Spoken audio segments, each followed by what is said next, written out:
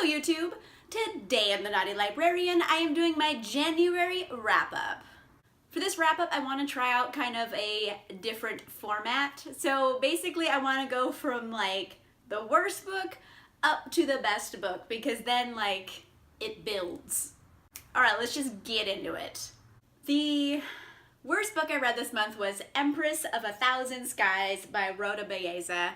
Oh, it didn't work for me, which is unfortunate. This is actually my first DNF of the year. I got to about 70% of the way through and then just skimmed the rest because like I couldn't deal. This is told from dual perspectives, so there is Alosha and then there is Rhiannon. And the thing is, I liked Alosha quite a bit. If the whole story was just from Alosha's perspective, I would have enjoyed it quite a bit. The problem was Rhiannon, because she is the dumbest person in the universe. Basically, Rhiannon is the titular character, the Empress of a Thousand Skies, or is she supposed to be?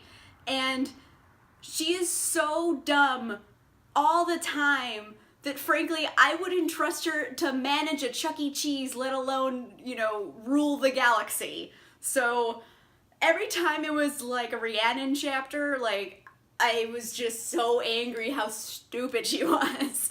So that was my main problem with the book, is that the half of it I didn't like, and the other half was pretty darn good. So, I don't know. It has really good ideas. It might just not be the book for me, because it's not technically bad, it's just parts of it are bad. Next up is City of Ashes by Cassandra Clare. This is book 2 of the Mortal Instruments series, and I am kind of hate reading it because everyone seems to love it so much, and they make movies and TV shows and so many books about it that I figure maybe it's just me and I need to try to read more so I understand the hype. But the thing is, I still don't understand the hype. I don't get it. I want to get it.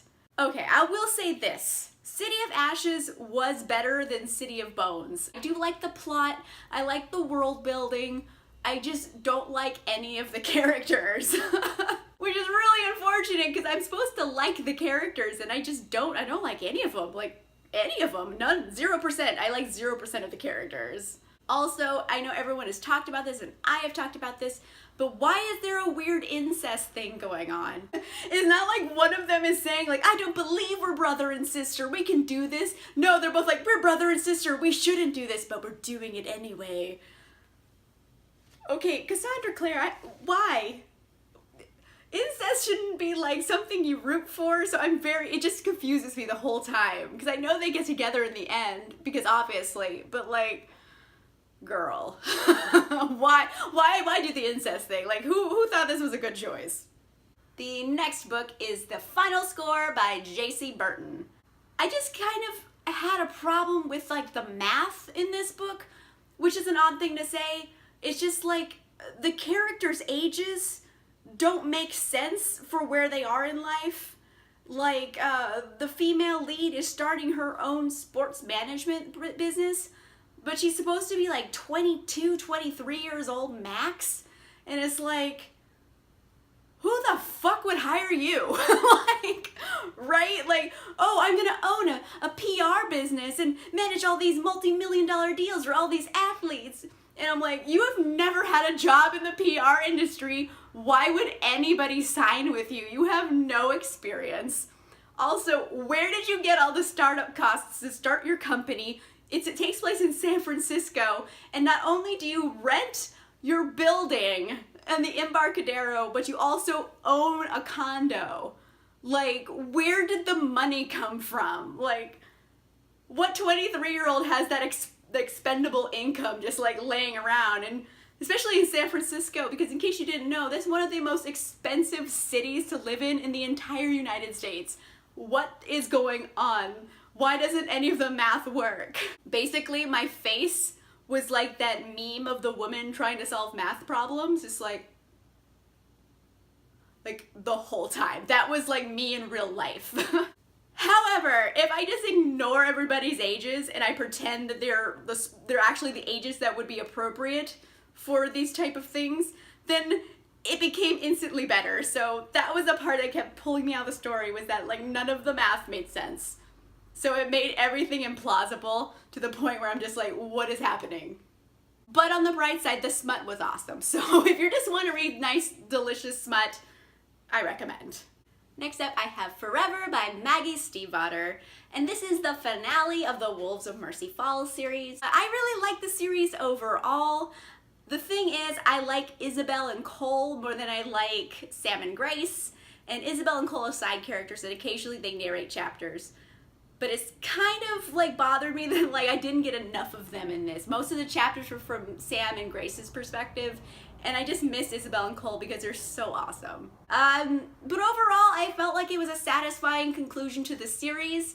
It kind of has that Maggie Stiefvater bittersweet kind of magical realism ending.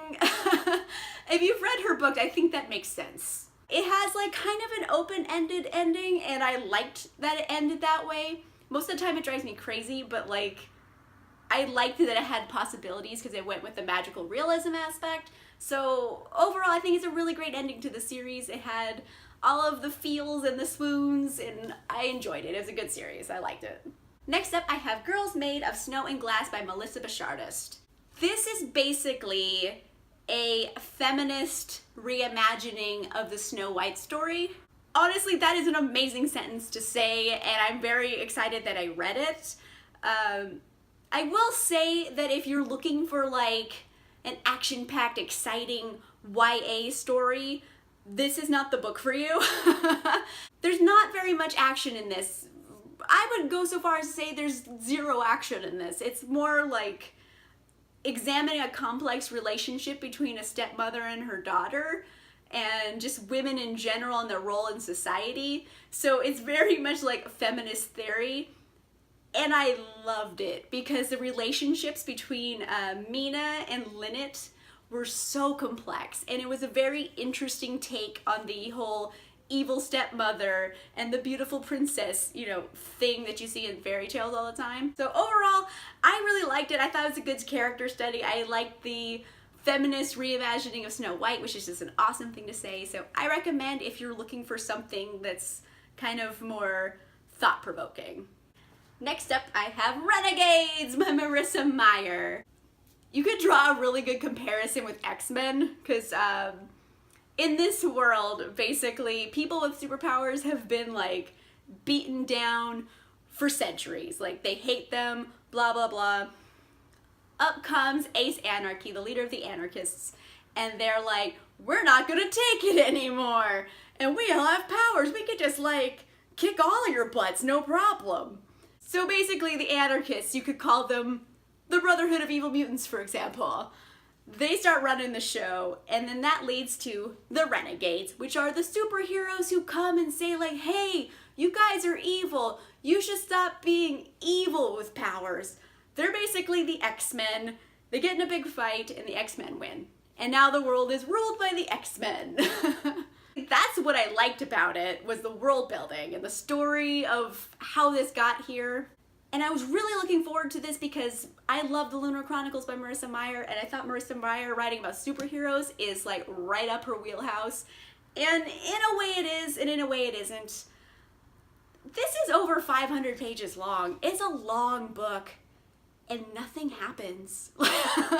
It's unfortunate how little happens in this. Like, I'm pretty sure the next book is just gonna be action-packed all the time because they saved it all for the finale.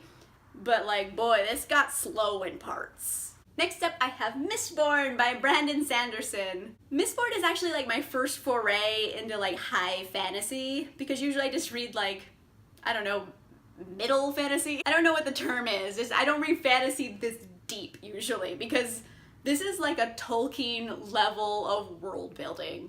It's a lot. And I liked all the characters. The characters are amazing. Kelsier is like one of my all-time favorite characters. He's very much that anti-hero that I love so much. Like, you know, the rogue with the heart of gold. Totally my deal. Loved him to bits. Our main female character, Vin, isn't sexualized at all, which is such an awesome thing because I'm so used to seeing a young female character be sexualized by the other people around her, and she's never objectified. I loved all of it so much. It's just the only thing that held me back was that it was so dense. Like, this is 600 pages. Like, it looks little, but it's dense. Like, there are so many words on each page that, like, my brain couldn't process them all. Like, I had to keep going back and rereading things. Mainly because, like, it's a brand new world with different magical rules and different, like, social hierarchies that you had to, like, learn. A lot of it's like a textbook. You have to learn this whole, like, social structure for a lot of the story to, like, make sense. It was a lot to take in, but once you take it all in, it's amazing. It's kind of awesome. I was really impressed with it. I enjoyed it. It's very dense, but it's very good. So if you're looking for something good in high fantasy, I recommend. Next up is Love Letters to the Dead by Ava Delaria. Going in, I thought this was gonna be the most melodramatic thing I would ever read, and I might not like it. However, it is one of the most melodramatic things I've ever read, and I friggin' loved it. I usually don't like very dramatic things, but this one, honestly, like, I just had, like, a really good cathartic cry. Like, I didn't know I needed it till I did it. This is about this girl, her sister dies, and then she gets an assignment in English class saying write a letter to a dead person. So the whole story is being told through her letters to assorted dead people. There was a certain soulfulness in her tone that was reminiscent of Charlie in Perks of Being a Wallflower. I really enjoyed that. I felt like maybe she had more freedom to really express what was going on with her, but she was talking to people who could not talk back to her. So I really loved it. I thought the whole letter writing aspect of it was genius. It's melodramatic, it's full of histrionics, but you know what? It's so, like, good. It just gets you, and then you have that cathartic cry because you're so sad that she's so sad, and you're just like, wow, ugly cries. And then when you're done, you're just like, oh, I feel so much better. And then she starts feeling better too, and it's just like a different type of catharsis. So I just got sucked in, and I really, really enjoyed this. So my penultimate book this month is Batman Nightwalker by Marie Lu. With any Batman story, it could be said that it's only as good as its villain, and we are introduced to Madeline Wallace in this, and hot damn, she's an amazing villain. Oh my gosh, I love her intensely. And I loved how everything she said is mysterious. You can't take a single thing she says at face value, and I loved it because it's so, like, juicy to think about. This is the best Batman story without having Batman in it that I have ever read. Basically, this is Bruce Wayne long before he becomes Batman. He just turned 18 in this, so he is not Batman yet. So you have to keep reminding yourself that he's not Batman because you keep thinking, like, come on, Batman, you're smarter than that. And I'm like, oh no, this is Bruce. He's not smarter than that yet. Basically, we're just seeing all the little breadcrumbs get laid on his path to Batman. So it's great if you're a fan of Batman because you see all these little crumbs and you're like, oh, that's gonna come into play later, and you get really excited about it. And the villain is great. I enjoyed Bruce. Honestly, I think Bruce could have been more broody. He wasn't as broody as I would have wanted him to be in this, but I'm okay with it because it was still excellent. I really enjoy this, highly recommend. The best book I read this month is The Upside of Unrequited by Becky Albertalli. I think if you ask any avid reader what their favorite book is, they can't tell you because they read so many books, but everybody has a list of perfect books. And, like, since the first sentence of this book, it made my list of favorite books. Oh my goodness, like, I love every sentence. There's nothing I would change. I loved literally every sentence of it. It was so good. Oh my goodness gracious. I rarely say that. Like, I'm kind of speechless. Like, I don't even know what to say besides I love it so much that when I finished reading it, I literally hugged the book. Like, that's how much I loved it. I hugged an inanimate object. Yeah, I can't put it into words why I love this so much. It's so funny and it's so relatable, and I feel like it was very inclusive, and just everything about it was so great. I loved all of it intensely, so I recommend this so much to everybody. Woo! 10 books in 31 days. I'm a champion. Okay, that is all for now. Let me know down below if you have read any of these books, which one's your favorites or your least favorites. Let me know in the comments down below. If you like this video, make sure you give it a like, and if you'd like to see more videos, make sure you subscribe. And I'll see you guys soon. Bye!